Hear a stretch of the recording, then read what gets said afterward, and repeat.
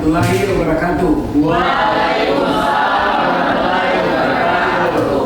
Oke anak-anakku sekalian, hari ini kita menampilkan kelompok 1 membacakan tugas PPT-nya dari buku Elton yang akan bicara tentang modern portfolio theoretical investment analysis. Jadi bagaimana teori-teori investasi diterapkan di sekuritas. Untuk itu saya persilakan kelompok 1 membacakan poin dan 15 menit. Menit ke-16 sampai seterusnya kita akan bicara tentang diskusi. Saya kira itu saya persilakan. Assalamualaikum warahmatullahi wabarakatuh. Selamat pagi semua, dan di sini saya akan menjelaskan tentang modern portfolio theory and investment analysis. Untuk pendahuluannya, dalam pengambilan keputusan investasi, investor selalu dihadapkan pada pilihan, yaitu berapa banyak yang harus dikonsumsi sekarang dan berapa banyak yang harus ditabung untuk masa depan. Adapun teori yang di sini yang kami pakai yaitu teori ekonomi pilihan atau choice theory, yang membantu menjawab permasalahan ini dengan 2 langkah. Yang pertama, menentukan kesempatan bagi investor, dan kedua, menentukan preferensi, yaitu pilihan optimal berdasarkan kurva indifferent. Contohnya, yaitu jika seorang investor menerima pendapatan $10.000 per tahun selama 2 periode, maka ia mempunyai 3 pilihan, yaitu yang pertama, menghabiskan semuanya setiap tahun. Terus yang kedua, menabung di periode 1 dengan mendapatkan bunga 5%, lalu menikmati hasilnya di periode kedua. Terus yang ketiga, yaitu meminjam di periode 1 dengan bunga 5%, lalu membayarnya di periode kedua. Yang pertama yaitu himpunan peluang opportunity atau opportunity set. Bisa dilihat di sini dari grafiknya. Di titik A itu memperlihatkan kondisi yang dimana jika ia meminjam di periode 1 dengan bunga 5%, lalu membayarnya di periode kedua, yang dimana di sumbu X yaitu adalah garis konsumsi pada periode ke-1, dan kalau sumbu Y-nya yaitu konsumsi pada periode 2. Di sini kita lihat pada sumbu X-nya atau pada konsumsi pada periode ke-1-nya dia tidak mengkonsumsi apa-apa, karena dia meminjam di periode 1 dengan bunga 5%. Lalu pada konsumsi pada periode kedua dia mendapatkan $20.500, karena konsumsi periode ke-1 yaitu sumbu X-nya dia mengkonsumsi 10.000, dan konsumsi keduanya yang di sumbu X-nya dia juga mengkonsumsi 10.000. Akhirnya dia cuma menghabiskan setiap tahunnya dari pendapatannya. Dan yang C yaitu kondisi di mana jika ia meminjam di periode 1 dengan bunga 5% lalu membayarnya di periode kedua. Selanjutnya kurva indifferent. Periode 1 dan 2 yang paling optimal. Dia meningkatkan konsumsi saat ini dengan membayar bunga 5%. Contoh, pendapatan $10.000, konsumsinya itu 8.000, ingin meminjam $2.000. Jika semua investor yang ingin meminjam dan menabung dihitung, maka dapat terbentuk kurva permintaan dan penawaran dana. Yang kedua, financial securities. Jenis-jenis sekuritas keuangan ada 2, yaitu investasi langsung, yaitu contohnya membeli sekuritas seperti saham atau obligasi dari pemerintah maupun swasta. Yang kedua, investasi tidak langsung melalui perantara seperti reksadana, di mana dana investor dikelola dalam portofolio bersama. Selanjutnya yaitu membahas investasi langsung. Investasi langsung dapat dibedakan berdasarkan jarak waktunya, yaitu investasi jangka pendek dalam bentuk instrumen pasar uang atau money market yang umumnya berumur kurang dari 1 tahun dan bisa diterbitkan oleh pemerintah maupun pihak swasta. Yang kedua ada investasi jangka panjang yang dikenal sekuritas pasar uang atau money market adalah instrumen utang jangka pendek yang dijual oleh pemerintah, lembaga keuangan dan perusahaan. Beberapa contohnya yaitu ada treasury bills atau surat utang, terus ada juga perjanjian repo atau repurchase agreement. Terus di pasar modal juga ada berbagai jenis instrumen, yaitu yang pertama ada pasar pendapatan tetap fixed income market dan juga pasar ekuitas yang misalkan saham biasa yang mewakili keperluan perusahaan dengan potensi keuntungan tidak terbatas. Sementara itu saham preferen berada di tengah-tengah karena punya karakter ganda seperti obligasi ini. Adapun keunggulannya yaitu eksekusi cepat, namun kelemahannya yaitu harga akhir bisa berfluktuasi. Terus yang kedua ada limit order, pesanan untuk membeli atau menjual pada harga tertentu atau lebih baik. Keunggulannya lebih mudah mengendalikan harga, namun kelemahannya pesanan bisa tidak dieksekusi. Selanjutnya memanfaatkan margin. Dalam memanfaatkan margin ada tiga cara, yaitu pertama pembelian margin atau margin purchase, membeli saham dengan meminjam uang dari broker, lalu akhirnya meningkatkan daya beli, tapi resikonya juga tinggi. Terus yang kedua penjualan pendek, menjual saham pinjaman dengan harapan harga turun, lalu dibeli kembali di harga lebih rendah. Ini yang ketiga, initial margin.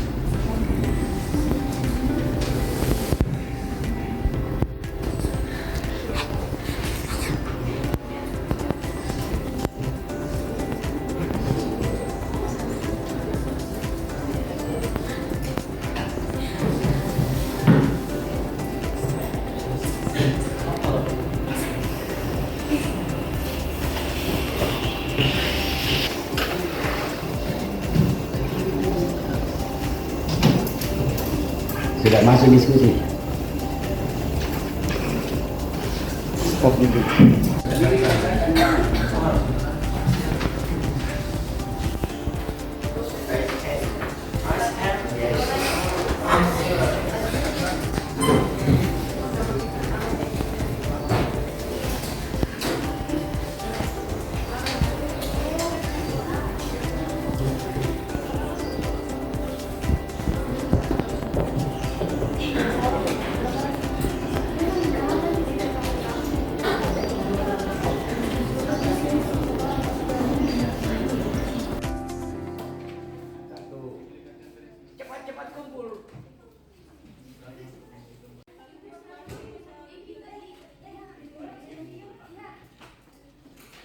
Yang berisiko fixed income risikonya lebih rendah, sedangkan equity lebih tinggi. Kemudian di imbal hasil fixed income lebih stabil dan terbatas, sedangkan equity bisa besar tapi tidak pasti. Kemudian di bagian hak kepemilikan, investor adalah kreditur tapi dia tidak mempunyai hak suara. Itu fixed income. Kemudian equity, investor adalah pemilik yang mempunyai hak suara dan dividen. Itu saja Pak, jawaban saya. Baik, terima kasih.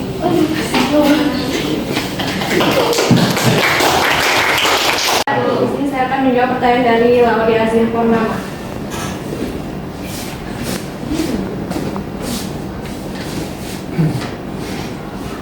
Saya Lauri Purnama. Jadi pertanyaan saya untuk kelompok 1 yaitu dalam praktik nyata apakah mungkin tingkat kepuasan atau utility seorang investor dapat benar-benar diukur dengan kurva indifferent? Jika iya, mengapa, dan jika tidak juga mengapa? Baik, jadi jawaban kami yaitu bisa karena kurva indifferent membantu memodelkan preferensi investor secara sistematis sehingga memudahkan analisis keputusan investasi, namun tidak sepenuhnya benar. Dalam praktik nyata, kepuasan investor sulit diukur dengan hanya kurva indifferent karena ekspektasi masa depan dan kondisi pasar yang dinamis tidak selalu bisa direpresentasikan dengan model matematis sederhana.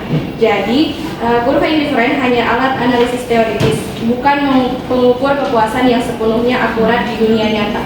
Baik, itu saja. Terima kasih. Ya, tepuk tangan.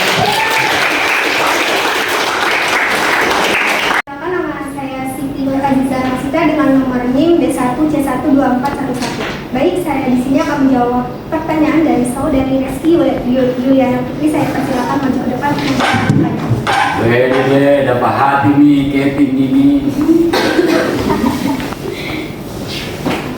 saya Reski Yuliana Putri dengan NIM B1C12406. Sini pertanyaan saya yaitu sejauh mana kurva inferen dan teori ekonomi pilihan dapat diaplikasikan secara realistis dalam pengambilan keputusan investasi di pasar modal yang sangat dinamis. Baik, jawabannya adalah kurva indiferen dan teori pilihan ekonomi dapat diaplikasikan di pasar modal untuk membantu investor menimbang resiko dan return.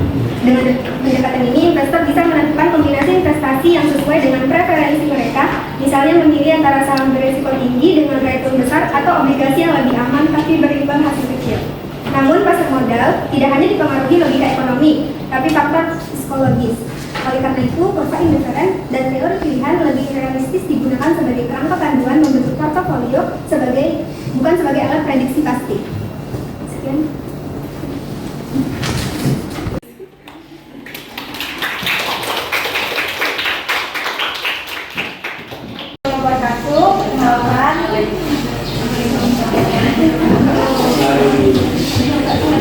Perkenalkan, saya Jadi Sari dengan NIM B1C12408.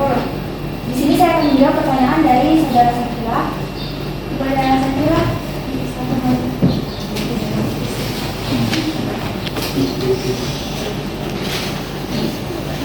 baik, pertanyaan saya itu pada materi pasar keuangan.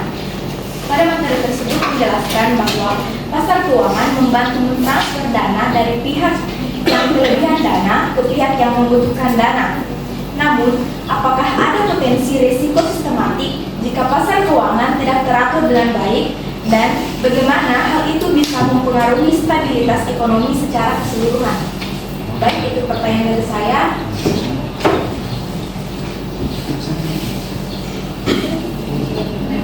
Jadi jawabannya, ya memang ada potensi risiko yang besar jika pasar keuangan tidak teratur dengan baik. Jika pasar keuangan tidak teratur dengan baik, dampaknya terhadap ekonomi bisa berupa menghambat aktivitas ekonomi karena kurangnya kredit dan konsumsi. Juga gangguan supply dan permintaan memicu ketidakseimbangan harga. Saya coba dari terima kasih.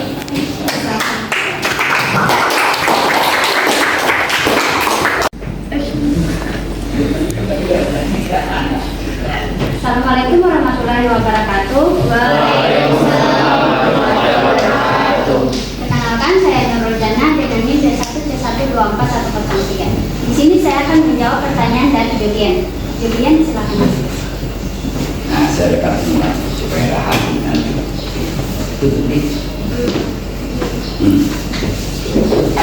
Baiklah, perkenalkan nama saya Julian dengan NIM B1C12401. Pertanyaannya, bagaimana kurva inferen mencerminkan perbedaan tipe investor yang lebih konsumtif di masa kini dibanding yang lebih memikirkan masa depan? Jadi, kurva inferen mencerminkan perbedaan tipe investor melalui bentuk preferensinya.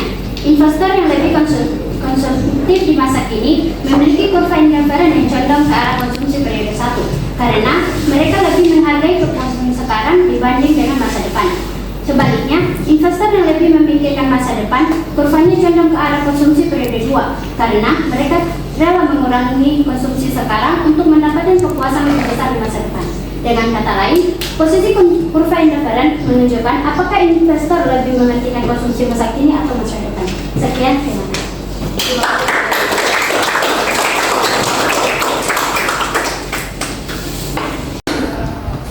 Baik, di sini saya akan menjawab pertanyaan dari saudari Nesya Putri.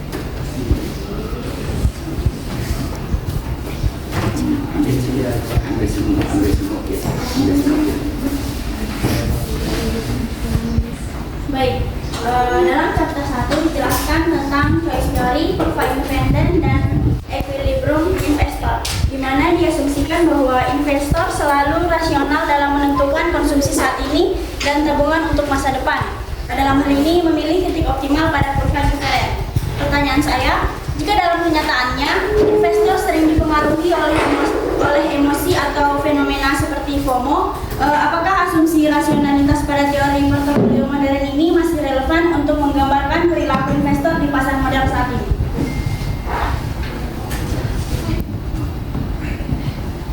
Baik, jawabannya yaitu teori portofolio modern itu kurang relevan untuk menggambarkan perilaku investor di pasar modal saat ini. Karena investor itu sering kali bertindak didorong oleh emosi dan kadang dipengaruhi oleh bias kognitif mereka sendiri, sehingga mereka itu terkadang mengambil keputusan yang tidak rasional. Baik, sekian kawan saya datang.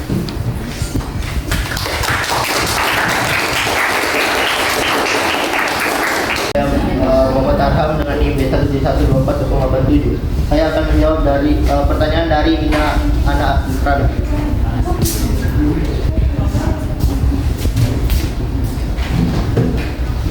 Untuk pertanyaannya, bagaimana cara kalian untuk mengatasi risiko yang tinggi dalam pemilihan saham dengan meminjam uang dari broker? Baik, untuk jawaban saya yaitu ada banyak sekali cara untuk mengatasi risiko yang tinggi dalam pembelian saham menggunakan broker. Salah satunya yaitu jangan terlalu banyak meminjam atau kita membatasi pinjaman kita. Pada pihak broker mungkin mengizinkan meminjam yang sangat banyak, tapi kita jangan mengambil semuanya atau meminjam semuanya.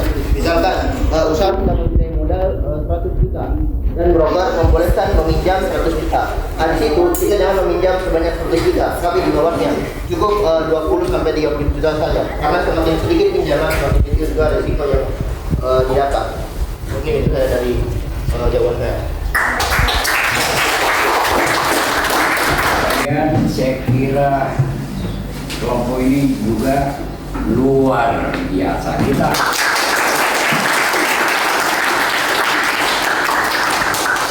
penampilan PPT-nya bagus, dalam sesi diskusi luar biasa. Tepuk tangan sekali. Itu dari buku Elton yang diterjemahkan dengan menggunakan ChatGPT atau Artificial Intelligence, dan proses belajar mengajar kita luar biasa. Tepuk tangan.